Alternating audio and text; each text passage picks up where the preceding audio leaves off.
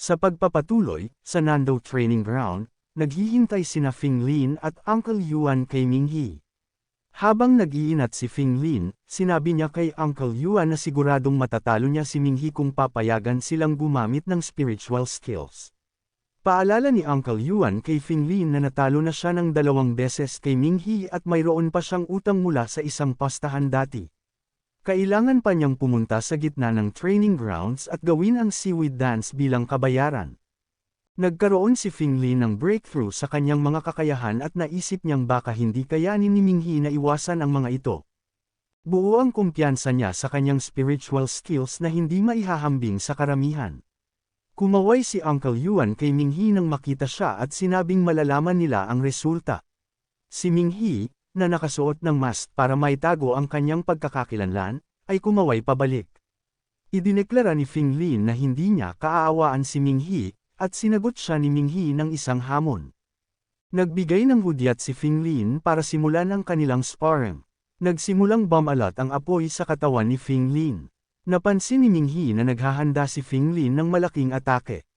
Paalala ni Fing Lin kay Minghi na hindi siya magpipigil, habang tumatakbo papunta sa kanya. Umatras si Minghi para makaiwas sa malakas na apoy ni Fing Lin. Napaupo si Minghi at napatingin sa lupa kung saan siya nakatayo, sunog na ito. Napagtanto ni Minghi kung gaano kaseryoso si Fing Lin sa kanyang sinabi. Tumalon si Fing Lin, at inunat ang kanyang binti para sipain si Minghi. Sinabi niya na parang hindi nakatuon si Minghi sa kanilang laban. Nang mapansin ni Minghi si Fing Lin, huli na para umiwas kaya't nagawa na lamang niyang i-cross ang kanyang mga braso upang harangin ang sipa ni Fing Lin. Napakalakas ng sipa ni Fing Lin kaya nabasag ang semento sa kinatatayuan ni Minghi, at lumikha pa ito ng shockwave. Nag-backflip si Fing Lin para lumayo kay Minghi upang hindi siya makaganti ng atake. Nang makalapag si Fing Lin, nasira ang kanyang buhok ngunit hindi niya ito ininda at nagpatuloy sa laban. Tinukso ni Fing Lin si Minghi, sinasabing hindi siya tatagal ng 1 minuto. Ang mga manunood ay nagtataka kung bakit ginagamit ni Fing Lin ang kanyang spiritual skill. Naawa sila kay Minghi dahil sa kanilang pananaw, parang natatalo na siya ng husto matapos ang 2 malalakas na atake ni Fing Lin. Ang ilang mga dumating ng huli ay hindi nakita ang mga malalakas na galaw ni Fing Lin. Pinagpag ni Minghi ang kanyang mga kamay habang pinupuri ang kakayahan ni Fing Lin, sinasabing isa ito sa mga pinakamatindi niyang nakita. Sinabi niya kay Fing Lin na kung dati pa ito, hindi siya tatagal ng 2 suntok mula sa kanya. Ngunit sa kasamaang palad para kay Fing Lin, kakaabot pa lamang ni Minghi sa Sunblaze rank. Punong-puno ang katawan niya ng lakas na halos hindi niya mapigilan. Isang makalangit na pakiramdam ng kaganapan. Biglang lumakas ang aura ni Minghi, dahilan upang takpan ni Fing Lin ang kanyang mukha dahil sa mga butil ng aura na nilipad ng lakas ni Minghi. Hindi niya napansin si Minghi na biglang nasa harapan na niya. Binalaan ni Minghi si Fing Lin na mag-ingat, habang mabilis na umusad ang kanyang kamao papunta sa katawan ni Fing Lin. Agad na yumuko si Fing Lin, at itinapat ang kanyang mga braso upang harangin ang suntok ni Minghi. Tumalon siya paatras upang makalayo, ngunit mabilis siyang hinabol ni Minghi. Nang abot kamay na ni Minghi si Fing Lin, ginamit niya ang Shearing Gale Fist. Napilitang harangin ni Fing Lin ang sunod-sunod na suntok ni Minghi. Ngunit nang makakita siya ng pagkakataon, nag-ipon siya ng apoy sa kanyang palad, at tinamaan ang dibdib ni Minghi gamit ang kanyang kanang kamay. Tumilapon si Minghi, nasusunog ang kanyang dibdib, at nagkaroon ng mga marka ng pagkasunog sa kanyang mga braso. Ang dapat sana'y nasa opens iba si Minghi, ngunit tinamaan siya ng direktang atake. Kung magpapatuloy ito, siguradong hindi magtatagal ang kanyang mga braso. Ginamit ni Fing Lin ang pagkakataong ito upang maghagis ng mga verbal na pangungutya. Sinasabing mahusay si Minghi bilang punching bag niya. Ginamit ni Fing Lin ang kanyang Fiery Dance of the Burning Vessel technique, at isang imahe ng phoenix ang bumaba sa kanya. Napagtanto ni Minghi na tama si Fing Lin. Hindi niya matatalo ang totoong lakas ng Phoenix Martial Arts Saintess kung walang pagbabago.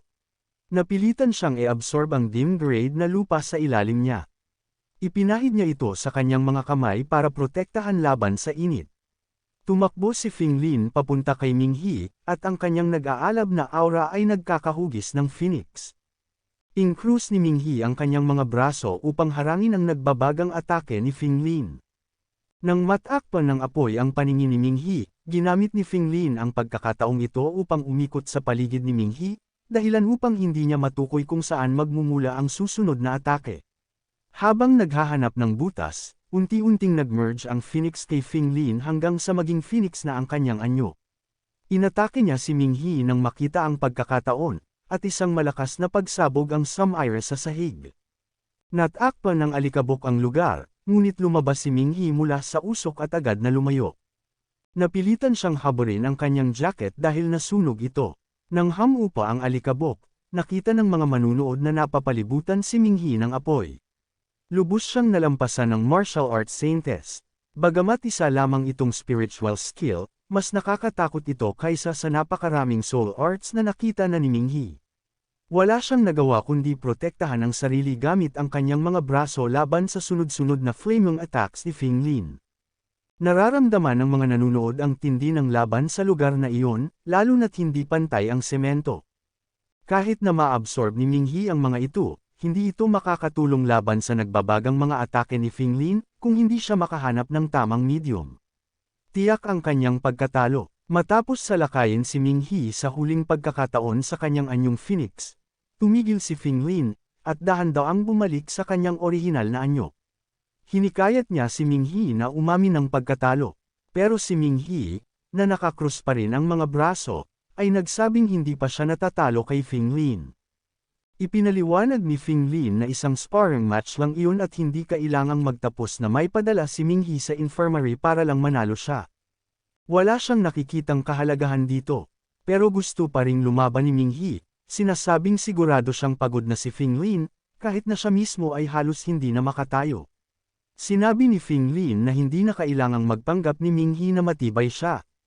Ang bilang ng mga tao mula sa Nando Institute na kayang tumagal laban sa kanya sa kasalukuyang estado niya ay mabibilang lang sa isang kamay. Sinabi niyang nagawa na ni Minghi ang lahat ng makakaya niya. Pero matigas ang ulo ni Minghi. Gusto pa rin niyang subukang talunin si Finglin. Pumikit siya at nagsimulang mag-focus sa pag-sense ng kanyang paligid. Naramdaman niya ang mga bagay na hindi niya mapapansin kung nakaasa lang siya sa kanyang mga mata. Ang bato sa ilalim ng kanyang mga paa at ang hangin na umiihip mula sa timog. Palawak ng palawak ang pakiramdam ni Minghi, naramdaman niya rin ang hangin mula sa mga puno. Nang maramdaman niya ang mamasamasang hangin, natagpuan niya ang lawa na puno ng water medium. Alam niyang kapag lumabas siya ng training ground, ituturing siyang talunan, kaya kailangan niyang gamitin ang paraan na itinuro ni Professor Fing. Itinakwil niya ang hindi kailangang mediums, at nag-focus sa pag-absorb ng tubig mula sa lawa. Inisip niyang ang kailangan lang niya ay tubig. Samantala, inobserbahan ni Finglin ang ginagawa ni Minghi. Hindi niya maintindihan ang plano nito kaya nagdesisyon siyang huwag nang magsayang ng oras at tapusin na ang laban. Isinagawa ni Finglin ang set position at tumakbo papunta kay Minghi, umiikot sa paligid nito na tila naghahanap ng butas. Nagsimulang maglabas ng asul na aura ang katawan ni Minghi. Bago pa makaatake si Finglin, itinaas ni Minghi ang kanyang kamay, at pinukpok ang lupa, dahilan para magpakita ng higanteng water dragon sa training ground. Binuksan ng water dragon ang bibig nito at tumungo kay Finglin. Sa sobrang bilis ng pangyayari, hindi agad nakaiwas si Finglin. Tumitig siya sa water dragon habang papalapit ito, ngunit agad siyang natauhan. Inipon niya ang kanyang apoy para protektahan ang kanyang sarili, pero napakalakas ng water dragon para mapigilan ito. Napawi ng water dragon ang apoy ni Finglin, at nilamon siya nito. Unti-unti siyang nalulunod sa loob ng katawan ng dragon. Nang mawala ang anyo ng dragon, bumuhos ang tubig sa training ground, dahilan para magsipagtakbuhan ang mga nanonood, takot na baka malunod din sila. Parang nagkaroon ng tsunami sa training grounds ng Nando. Nang hamupa ang tubig, nagulat ang isang nanunood na may salamin. Galit ang isa pang nanunood, iniisip na gumamit si Minghi ng soul art na ipinagbabawal sa sparring matches. Pero sinabi ng nakasalamin na ang nakita niya ay asul na liwanag, hindi lila, at tingin niya ay spiritual skills lang ang ginamit ni Minghi at Finglin.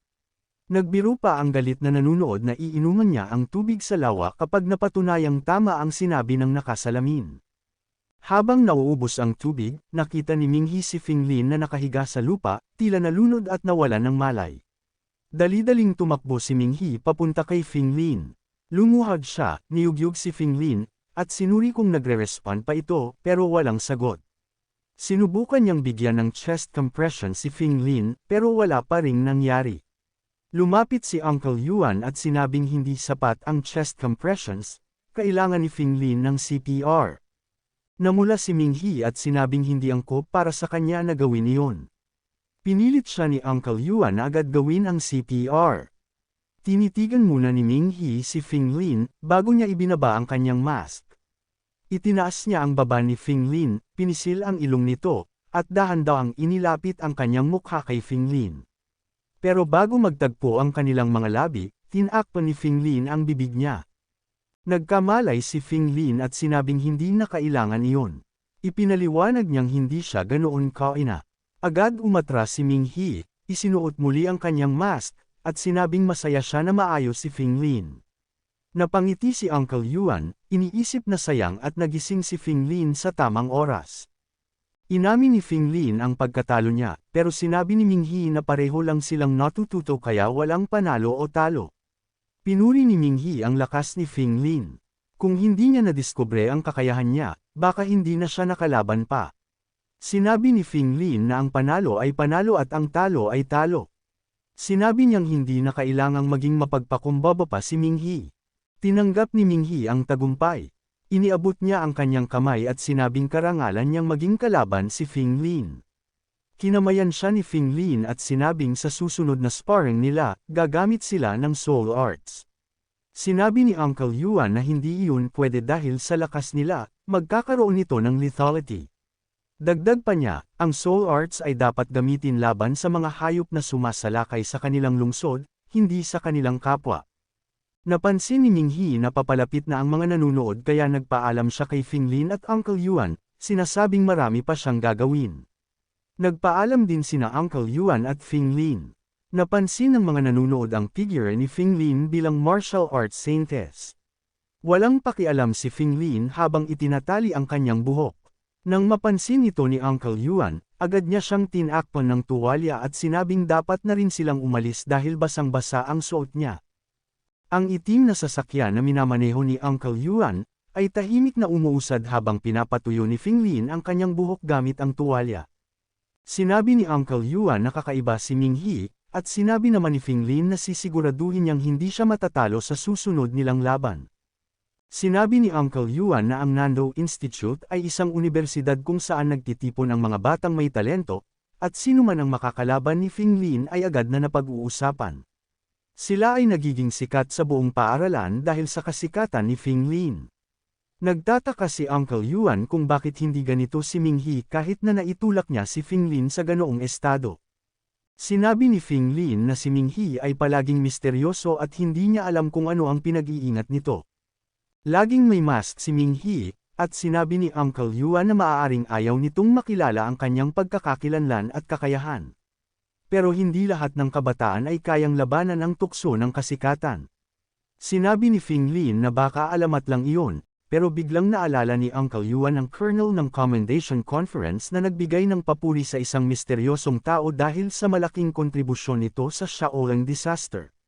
Ngunit sa huli, hindi nagpakilala ang taong iyon. Lumapit si Finglin kay Uncle Yuan, at tinanong kung ang kalaban ba niya ay maaaring ang special class practitioner.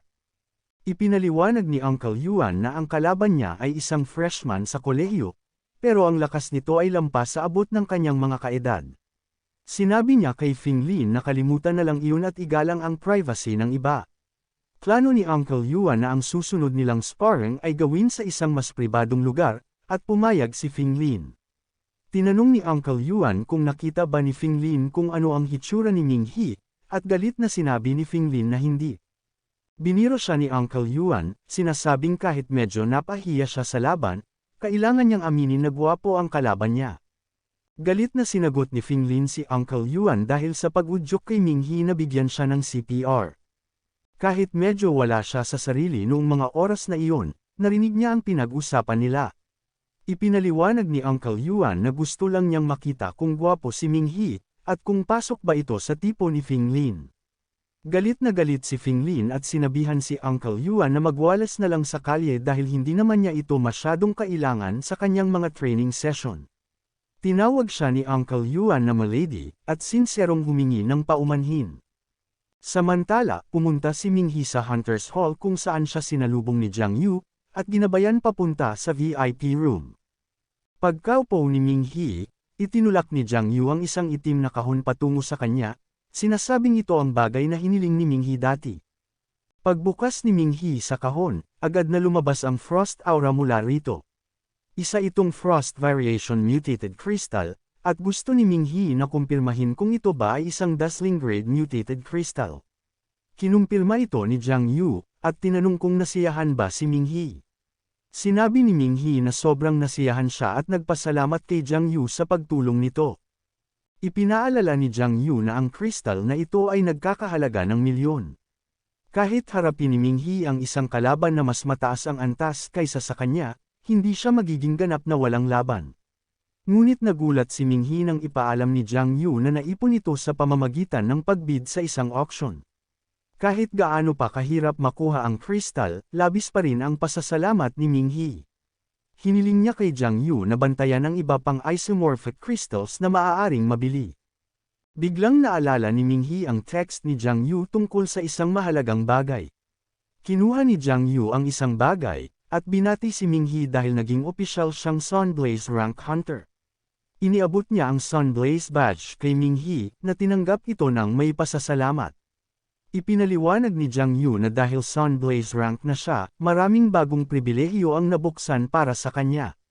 Habang nagsasalita si Jiang Yu, napansin ni Ming-hee ang isang tao sa counter ng Hunter's Hall. Habang patuloy si Jiang Yu sa pagpapaliwanag na ang mga impormasyong nakolekta ng Hunter's Hall ay ipapadala kay Ming-hee sa tamang oras, at maaari rin siyang humiling ng tulong o lumahok sa taunang Hunter Conference, biglang tumayo si Ming-hee, at tumingin sa bintana. Nakita niya si Li Jin na parang agresibong nakikipag-usap sa isang babae sa counter. Tinanong ni Jiang Yu si Ming-hee kung kilala ba niya si Li Jin at ipinaliwanag niya na si Li Jin ay naghahanap ng bounty bago pa dumating si Ming-hee. Gayunpaman, hindi masyadong kwalipikado si Li Jin bilang isang hunter, kaya kakaunti lamang ang mga employer sa Nando na handang kumuha sa kanya.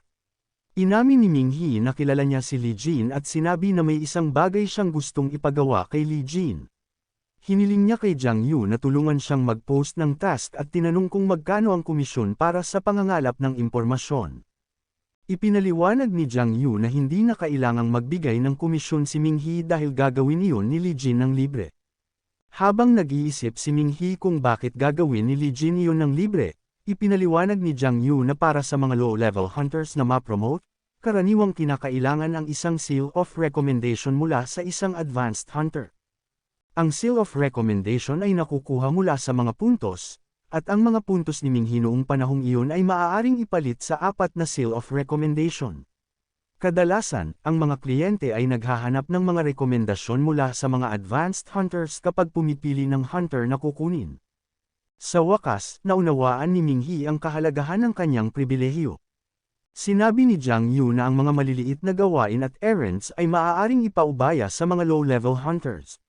Sa ganitong paraan, mas magkakaroon siya ng oras para sa mas mahahalagang bagay. Bukod dito, ang mga low-level hunters ay masayang tatanggap ng mga gawain upang makakuha ng seal of recommendation mula sa advanced hunters. Dahil hindi sila kilala, mahirap para sa kanila na makakuha ng malalaking bounty kung wala silang rekomendasyon o kasikatan. Sinabi ni Ming-hee na ayaw niyang malaman ni Li Jin kung sino ang nag-post ng task kaya hiniling niyang itago ni Jiang Yu ang kanyang pangalan. Habang patuloy pa rin si Li Jin sa panghihikayat sa babae sa counter, sinabi ni Jiang Yu kay Ming-hee na walang magiging problema, at tinanong kung ano ang mga detalye ng ipapagawa kay Li Jin. Maghahanda siya ng kasunduan na nagsasaad na ang seal of recommendation ang magiging gantimpala. Nang maglakad palayo si Li Jin mula sa counter, mukhang nawala na siya ng pag-asa, pero nang lapitan siya ni Jiang Yu, agad niyang nabawi ang kanyang sigla. Masaya si Li Jin na may isang tao na sa wakas ay nakakita ng kanyang talento, at isa pa itong Sunblaze Ranked Hunter. Magalang siyang yumuko kay Jiang Yu, at determinadong gawin ng maayos ang ipinagagawa sa kanya. Balak ni Li Jin na mag-iwan ng magandang impresyon sa senior hunter na kumuha sa kanya.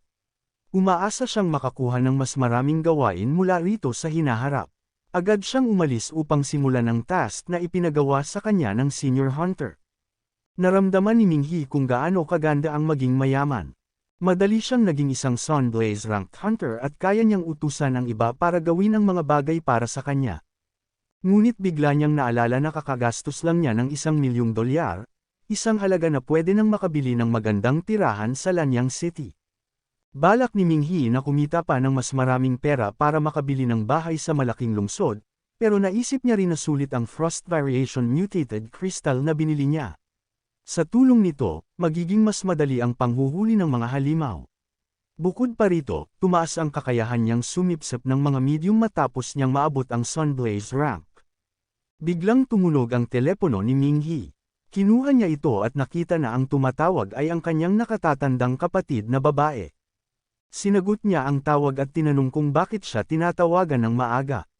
Sinabi ng kanyang ate na hulaan niya kung nasaan siya.